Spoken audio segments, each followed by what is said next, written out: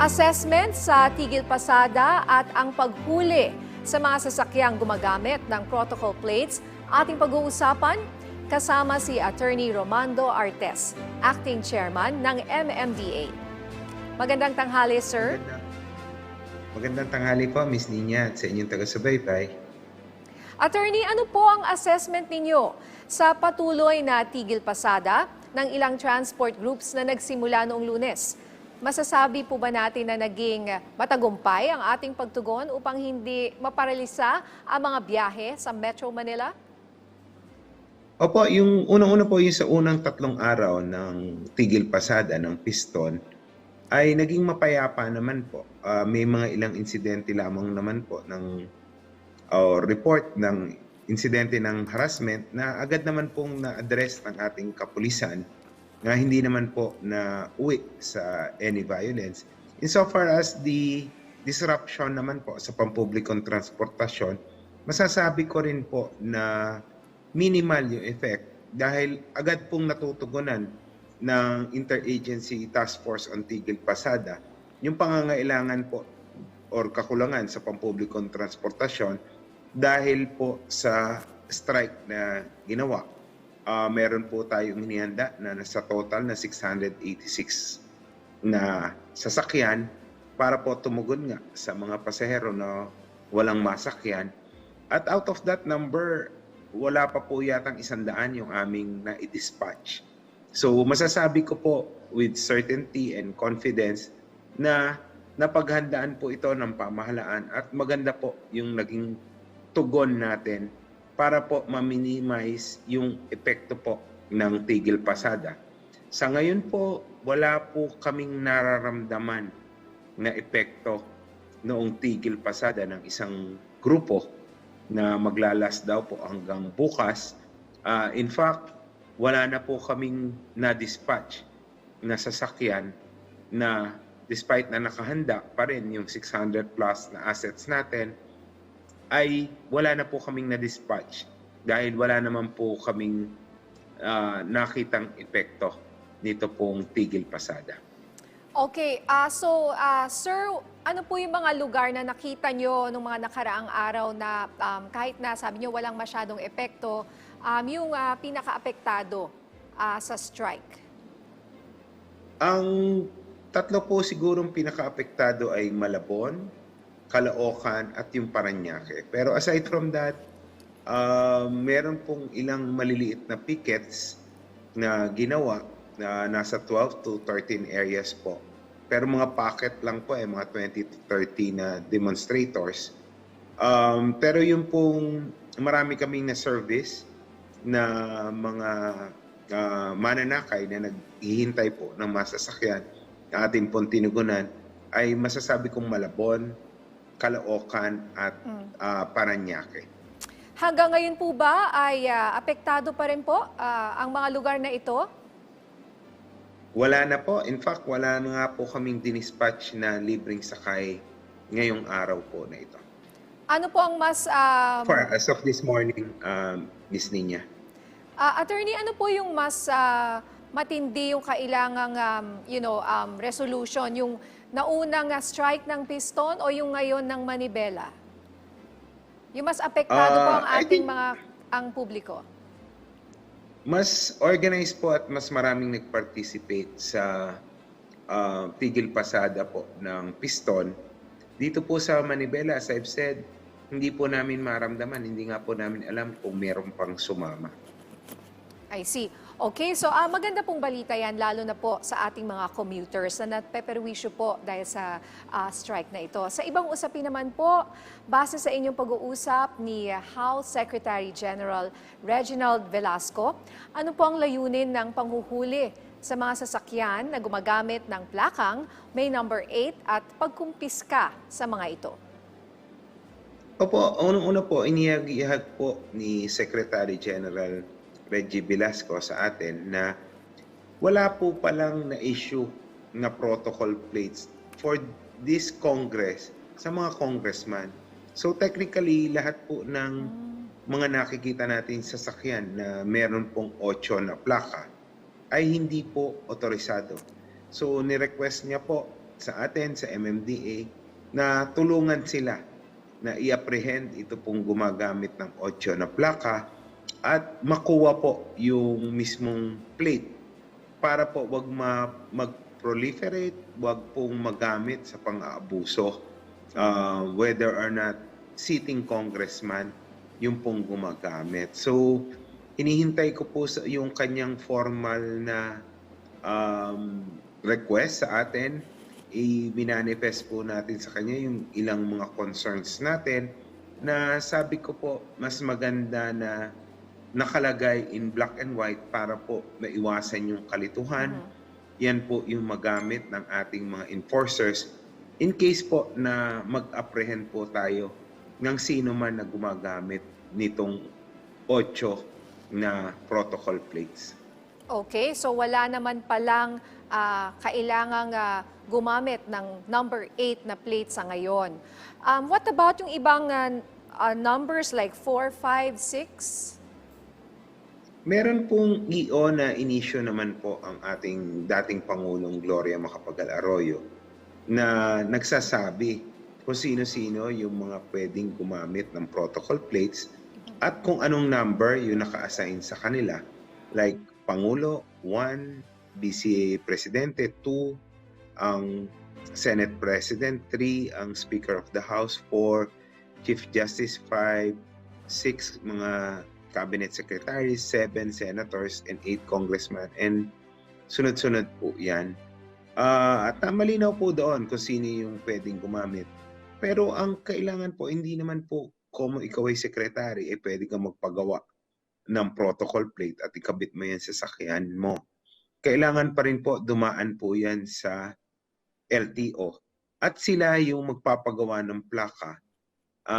Yung ngayon po ang ini-issue po yata ng LTO ay may QR code na para alam po kung kanino na issue yung particular protocol plate. At yun din po yata yung plano ng House of Representatives.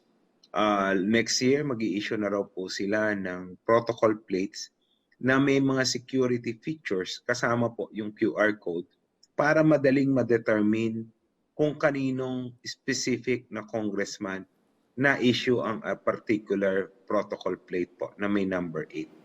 Okay. Ano po ang inyong mandato at direktiba sa inyong mga tauhan tungkol dito? Ano po ang magiging penalty sa mga mahuhuling gumagamit pa rin ng number 8 na plaka? Kasama po yan sa aming nire-request kay SecGen dahil at lilinawin sa LTO. Lalong-lalo na po yung pagbaklas ng protocol plate kung ito po ay sinasabing illegal na. At ganoon din po yung penalty kasi sa amin pong traffic code, wala po kaming specific violation sa paggamit po noong ganyan nga po na protocol plates. So, kailangan po talagang ayusin yung guidelines po sa paghuhuli po itong mga naka-illegal na protocol plates. Alright, tanong naman mula sa ating kasamahan sa media na si JP Nunez ng UNTV. Sir, gaano na raw kalaki ang nabawas sa nahuhuli simula nang ipatupad ang mas mataas na penalty sa busway? At anong mga sasakyan ang nahuhuli pa rin dyan sa EDSA busway? Malaki naman na po ang nabawas nung nagsimula po tayo doon ng operation sa increased penalty. Nagsimula po yan 500 plus, yun nahuli maghapon. Ngayon po ay nasa 100 plus na lamang per day. Iyon po ang aming pinagtataka na despite po sa increased penalty, marami pa rin sa ating mga kababayan na matitigas ang ulo. Pag wala pong nakikitang enforcers ay nagbabaka sakali pa rin po at gumagamit pa rin po illegally ng itong ating exclusive bus lane. Pero just the same, yan po ay tuloy-tuloy po yung operations natin hanggat sa eventually and hopefully bumaba po ito ng bumaba at ma-realize ng ating mga kababayan na hindi po talaga dapat gamitin itong busway kung hindi sila otorisado. Okay, ano po yung mga usual suspects? Sino yung mga madalas nahuhuli? Yung pa rin bang mga naka-motorsiklo? Pareho naman po. May nakamotor, may nakakotse, pero mas marami-rami ng konti. Konti lamang naman po na mas marami yung nakamotor. Okay. So you would think, sir, no, nakakapagtaka nga sa kabila ng araw-araw nasa balita, ay meron pa rin kayo nahuhuling 100 a day na dumadaan pa rin po at mga Yes. pasaway. Opo, yun nga po ang nakakalungkot despite the fact na hindi na po masasabi na hindi nila alam. Dahil araw-araw po nasa balita itong aming panghuli. At siguro naman po nadadaanan nila on a regular basis yung aming pong operations na ginagawa dito sa EDSA. So despite that, meron pa rin po talaga na gumagamit illegally na tinututukan naman po natin hanggang sa eventually maging kasanayan na ng ating mga kababayan na wag gumamit yan dahil sila ay siguradong mahuhuli. Sir, may pahabol na tanong po si JP Nunez ng UNTV. Ano pong update sa mga nag-name drop kay Senator Bong Revilla? Kakasuhan din ba sila ng MMDA? Una-una po, na-issuehan na po natin sila ng ticket. In-ensure naman po natin na hindi fall guy itong mga ito. Dahil noong nagpunta po dito yung mga drivers, ay pinatawag po natin yung 3 enforcers na nag-flag down dito po sa 2 sasakyan na nag-name drop nga po kay Senator Revilla. Pina-identify po natin sa kanila, nag-usap pa nga po sila kung ano yung nangyari, kung ano yung mga misrepresentations na ginawa ng 2 drivers. At ibinigay naman po sa amin yung lisensya, inisyuhan po natin ng ticket, pati po yung mga sasakyan na kanilang ginamit. Yan po ay na-forward na po natin kay Senator Revilla sa office po niya. At alam ko po, pinaiimbestigahan po niya yung pong may-ari ng sasakyan. Although, malinaw po yung sinabi ng 2 drivers na una, hindi po nila sakay si Senator Revilla. Estudyante daw po yung kanilang mga sakay na nagmamadali dahil ihahatid po nila sa eskwela. Pangalawa, wala po silang koneksyon kay Senator Revilla. It's just that mga taga Cavite po sila at yung amo nila. In fact, yung isa daw po ay nagtrabaho previously sa Kapitolyo ng Cavite noong si Senator Revilla ay governor. Pero hindi raw po sila magkakilala personally dahil hindi naman po siya naka-assign sa office ng governor at that time at siya ay isang mababang empleyado lamang sa Kapitolyo. So wala po talagang relation whatsoever yung pong may-ari ng sasakyan at ito po mga drivers kay Senator Revilla. It's just that nung na-apprehend daw po sila, yun po yung naisip nilang palusot para po wag silang matikitan. Okay, may isa pa pong tanong mula sa UNTV. Ipatutupad na po ba ang no window hour sa coding scheme? Hindi na po eh. In fact, we decided to scrap totally yun pong lifting ng window hour. Dahil po sa aming palagay, baka mag-spill over lamang ito during rush hour. Unang-una po, wala po kasi kaming NCAP ngayon. Suspendido nga po yan, gawa ng TRO na Supreme Court. Hindi rin po namin mababantayan lahat. So, mas mabuti na po siguro na may window hour para yung pong ating mga kababayan na covered ng number coding yung sasakyan ay lumabas lamang during window period at yung after po ng oras ng coding. Kaysa lahat po yan ay magbaka sakali na hindi naman po namin kayang hulihin dahil nga po walang NCAP. So, as much as possible po, ayaw po naming alisin yung window hour dahil lalo na po doon sa mga kababayan natin na iisa lamang ang sasakyan, sila po yung tatamaan talaga. So, sa ngayon po, masasabi ko na hindi pa naman po kailangan, although may pagbibigat na po ng daloy ng traffic, at inaasahan po namin bibigat pa po yan habang lumalapit ang Kapaskuhan. Pero minabuti po ng pamunuan ng MMDA na wag na pong alisin yung window hour. Okay, sir, ito naman tanong mula sa ABS-CBN News Desk. Linawin lang po natin anong mga plate numbers lang ang pwedeng dumaan ngayon sa EDSA Carousel. Yung top 5 officials lamang po, protocol plate number 1 ng ating Pangulo, number 2 ng Vice Presidente, number 3 ng Senate President, number 4 Speaker of the House, and number 5 po ay Chief Justice. Yan lamang pong liman niya yan. Outside of that, bawal pong dumaan at mahigpit naman po yung ating bilin na i-apprehend po kung sino po ang dadaan dyan outside doon sa mga authorized na vehicle. All right, 1, 2, 3, 4, and 5. Ito naman, tanong mula kay Victoria Tulad ng ABS-CBN News. Ano ba ang dapat gawin sa protocol plates once hindi na nakaupo ang official na binigyan ito sa pwesto? Well, unang-una, dapat po nag-i-expire yan. Sa akin pong palagay, dapat po nag-i-expire yan as soon as mawala sa posisyon yung na-issuehan. Dahil yan naman pong protocol plate goes with the position. So kung mawala na po, natalo sa eleksyon, nag-expire yung term or nag-retire from office, ay tingin ko po dapat nga isurrender po yan. Although ginagawa po kasing souvenir or momento ng ating mga opisyalis na na-issuehan yan, pero hindi na po dapat gamitin kung ikip man po nila. Kung gusto nilang gawing souvenir, ano, wag na nilang dalhin sa Dapat daan. po sa wall na lang, aalsin na po sa sakyan dapat. Yun nga po. I-frame na lang po dapat at isabit na lang po sa kanilang mga bahay. Or dapat isurrender, no, sir? Anyway, may huling tanong tayo dito mula kay Victoria Tulad.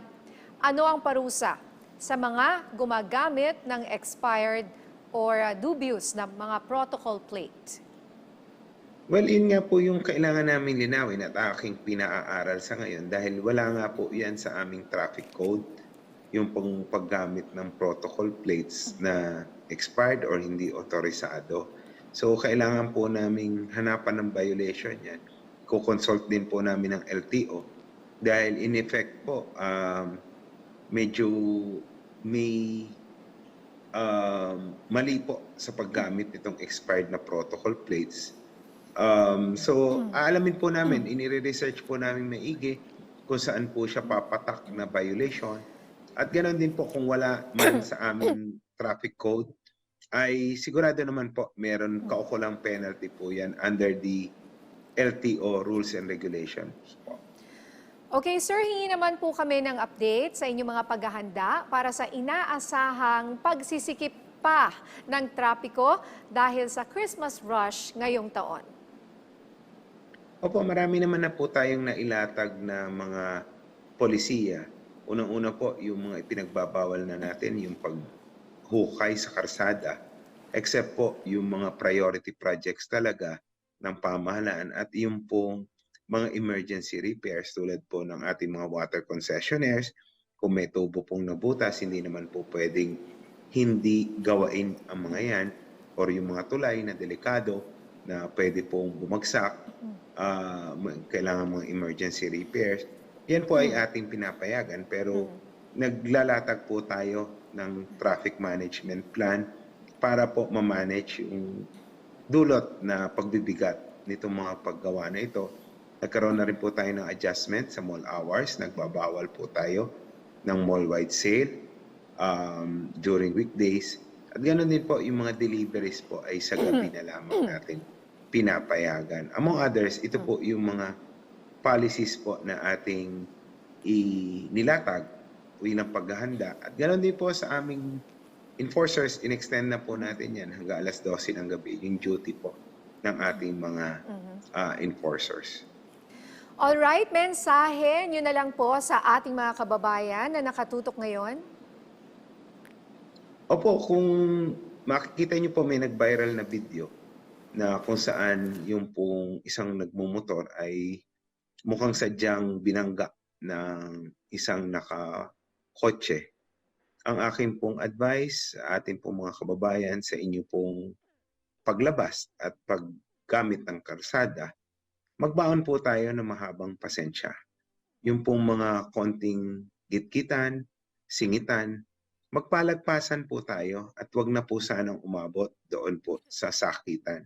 Dahil yung mga ganun pong insidente ay pwedeng magresulta sa pagkasawi, pagkapalda, or pagkaka-injure noong pong binangga or nasaktan. So, dapat po magpalagpasan. Total, magpapasko naman po. Magpatawaran na lang, magkaawayan na lang, wag na po magmurahan, wag nang magsuntukan, wag na magsakitan. Para po, lahat po tayo ay makapag-celebrate ng maayos ng Kapaskuhan. Yun lamang po at magandang hapon po sa ating lahat. Okay, maraming salamat po sa inyong oras, Attorney Romando Artes, Acting Chairman ng MMDA.